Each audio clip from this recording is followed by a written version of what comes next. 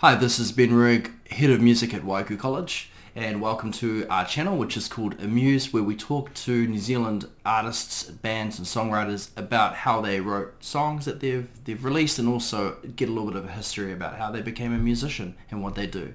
So check out our first interview today with JP from Erase.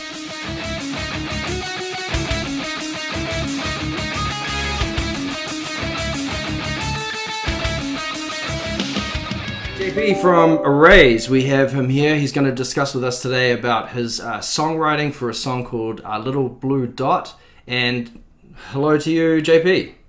Hello, thanks for having me, bro. Really happy to be here. Most welcome. So we got a 10-minute video. We have 10 minutes, and so the first couple of minutes, I just want you to talk to us and the kids about how you got into music, where you went to school, etc. And I might interject every now and then and ask a question. The floor is yours. Thank you, sir. I guess the best place to start would be high school, where I started playing guitar. I actually left it pretty late in the piece and started playing pretty much halfway through my last year of high school. I kind of quickly realized that it's about the only thing in life I was excited about. So I decided to go gung-ho and try and get into a foundation course at Mains, or Music and Audio Institute of New Zealand. So I think I'd learnt probably 80% enough to do that, and almost got laughed out of the interview. But I think they could see the passion that I was bringing to it and gave me a shot, which I'm grateful for. And then, 3 years later, I had a diploma in music performance, contemporary music performance. And then from there, I sort of spent probably 6 or 8 years trying to build a career with music at the center of it. And that included 5 years working in retail. And now, as a career, I am a guitar teacher, so I basically have a guitar in my hand 5 days a week, which I'm really grateful for. And also, along the way, I started a band called Armed in Advance, which started out called Stitches. And Armed in Advance, we managed to get a handful of songs onto the Rock FM, and we Awesome. Played some high-profile shows. We opened for I Am Giant a few times. Toured with Villainy, opened for POD, which was a huge highlight for me, opened for Skillet and for Drowning Pool as well. Drowning Pool on the eve of my 34th birthday or something like that. That's impressive, man. It was wild. And then unfortunately, I guess a coincidence of a bunch of things, including my life events and changes in geographical locations of band members, brought Arm in Advance to its natural end, probably about into 2018, I think it was. Okay. And since then, I've been investing much more heavily into Arrays, which was a solo project that I started near the end of Arm in Advance, as kind of a way of expressing the anxious amount of music that I want to create while I was with a band that just wanted to focus a bit more on the music it already had. Sure. And so they put an EP out and a couple of records as well with that. And I've had some fun along the way. Had some great support from independent radio, and made it to the charts and single charts here and there, and made some good friends along the way as well. Awesome, man. So, what age do you reckon you started playing guitar? Is it high school you mentioned? I think I was 17. Wow. Yeah, 17. I don't know. I was I spent high school basically playing Xbox. as we did. So I hope you guys aren't doing that. Wow. Okay, that's cool, man. That's good. So this show is pretty much about talking to you and other songwriters about how they approach songwriting. It's one of the things that I'm very passionate about as a songwriter, and something that I want to be able to share with my students. But it's always great to get outside opinions and to find out what they do. So I've asked you for a song, and the song that you've given me is a song called Little Blue Dot, which you'll be able to hear when you follow the links in the video. You'll be able to go and visit that and have a listen to that. But basically, what I've heard and what I want to talk to you about is where this idea came from, how it started, how it developed, just all that sort of neat stuff. Because a lot of people, when they write songs, they have different approaches, and I know how my approach works, but that's not always the right way, and everyone's different. So I want to give the floor to you, and as I say, I might interject at times and ask you some further questions about it. So yeah, talk to us a little bit about this song. Okay, man. So Little Blue Dot is, I guess, the track I actually sort of started writing mainly around the framework of the structure. So I really wanted it to start out low, dynamically, and building up into a climax of full on guitars and an emotional sort of peak near the end. That was kind of before I had any melody or guitar ideas or synths or anything. That was just the vision for it. Okay, so also because jump into something there. So when you're writing music, do you typically write all the music first, then come back and add vocal and melody and the lyrics and stuff, and see where the music takes you, or what's your approach there?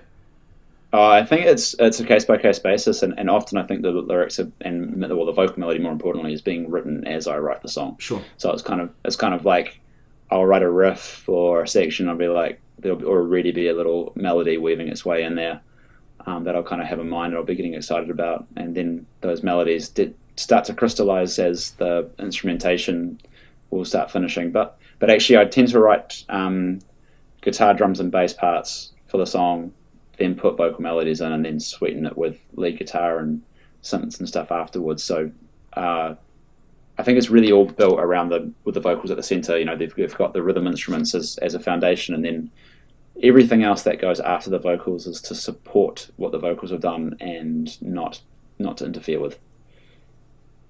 Yeah. Yeah, no, I get that. So that's fantastic advice. And with what do you think the idea was that started this song? You mentioned at the beginning you kind of had a vision for how it was going to be structured, and you can totally tell at the end it does become like this big crescendo of guitars, roaring more than they had at the beginning.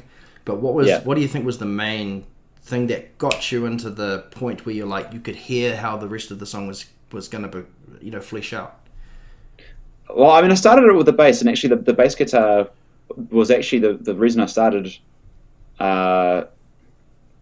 with the bass in mind was because a lot of the songs on the record that I was in the process of writing, already started with vocals or started with drums or whatever it is, or guitar, and I was sort of like, I want a song that starts with bass. So it kind of starts with a bit of a, preconception of it, which is a little, contrived, but sure. But from that point, I don't think I really had any solid ideas. Okay. I think you could probably hear it in the structure. You can probably hear it all developing if you take it with that in mind, because I would have done added layers by the structure. So by the, what's the word I'm looking for? By the section. So sure. There'll be more happening in the second verse than there would be in the first chorus, probably. Yeah, because you have, that's like, so at the beginning you have the bass, then you have your vocals come in, then you have like some synthy sort of stringy sounds at the back, and then by the time you get to just before verse 2, which I would call like a hook, that's when the drums come in, and then you go back into verse 2. But there's also that little chord change sequence happening there, driven by the bass and the synth. So, before you go into the hook where the drums come in and then the vocals come back in, right? Right. Yeah. So here's an interesting thing I found about your song, which I really liked. When I sat down at the keyboard and was learning it, it's a commonly used progression. So you're going from, in this case, you're going from A to D. Was it A? What am I? Hold on a second. I'm making this up now. But yeah, was it A, then D, and then C, and then B? Is that right? What is it? Let me just find it, because I think there's the low note happens I think the second one's a low note. Which is a B, I think. I might be wrong. We've got great singing voices, us music teachers. So here we go. Here, this is I don't know if you can hear that, but I can definitely hear this. Yeah, you go down. I can't hear it. Yeah, so you're you're jumping down. So it's a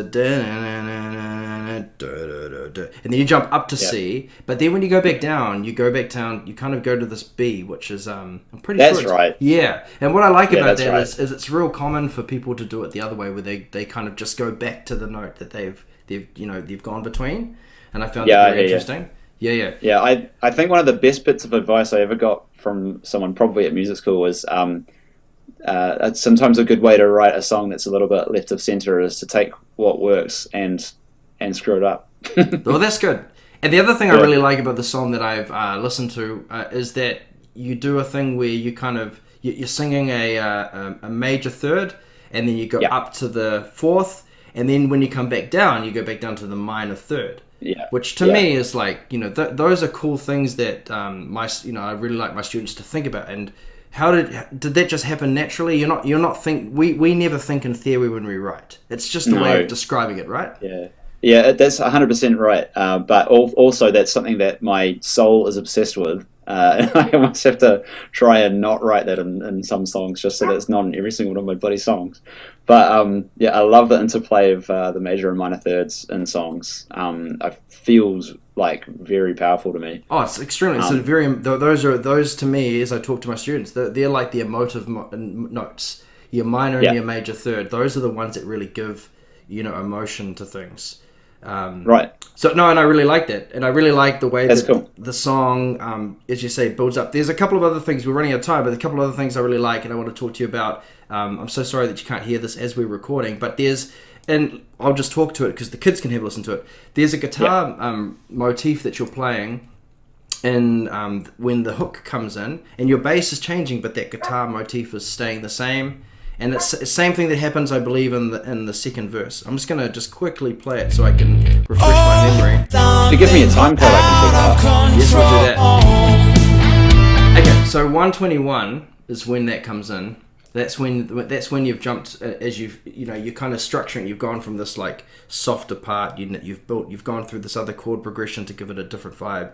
Then you move into this. So it's the is that lead hook, right? Yes. Yeah, and Yeah, there's another yeah, part where you have what we call in music like an ostinato, something like like a riff yeah. or a motif. But That's in the verse, right? yeah, I think so. It stays the same, but the bass is changing. No, that's that. Underneath it. That's it. Yep, yep, yep. Okay, so those are all interesting things that I really like. Cool, thank you. So, what advice would you have for kids that are or like students that are wanting to write music and they sit down like this song came out of that bass riff? What advice would you have for a kid that that picks up a guitar, they play something, and then they realize like, oh, this could go somewhere? What advice would you give them to how could they flesh it out?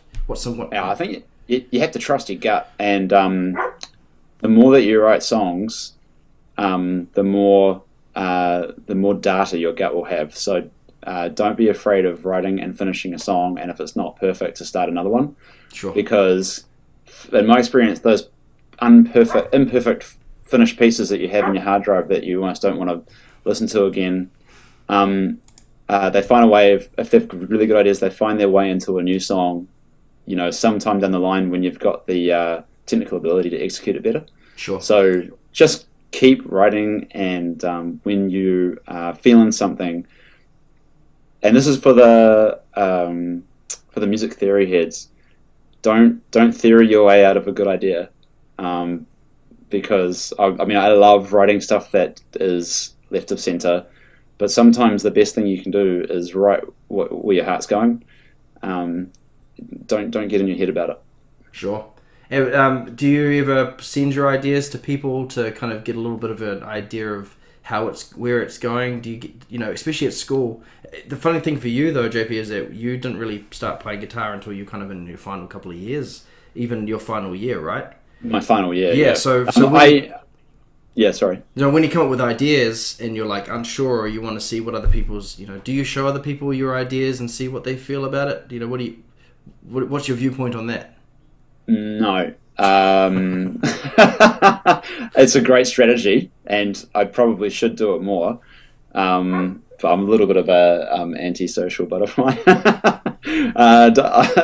I'm really more of one to just trust myself, and although in saying that, there's like a solid incubation period with my music in my earlier career where I wasn't really releasing a lot of music, but I was writing and writing and writing just constantly, probably between the ages of like 20 to 26. And I was on an internet forum which seemed like it was about as far away from the New Zealand music industry as you could get. And I would just subject my music for reviews, where if anyone was able to make it past the technical imperfections of my home recordings, they would give me possibly some useful feedback on my songwriting. But that happened later. I think my original demos, and there were dozens of them, were very technically flawed. So I guess that was my sounding board then for that time in my career.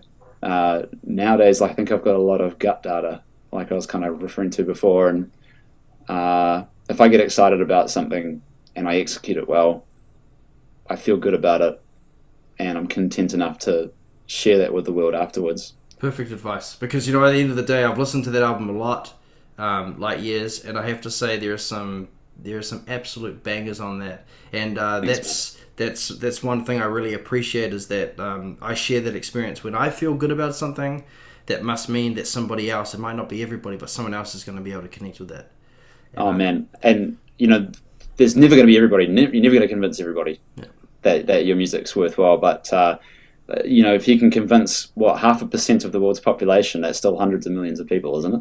Yeah, that's totally true. Look, man, thank you so much for your time, and hopefully the kids will appreciate this. We will have some others coming up, but again, thank you so much for your time, JP, for sharing some of your insight and knowledge.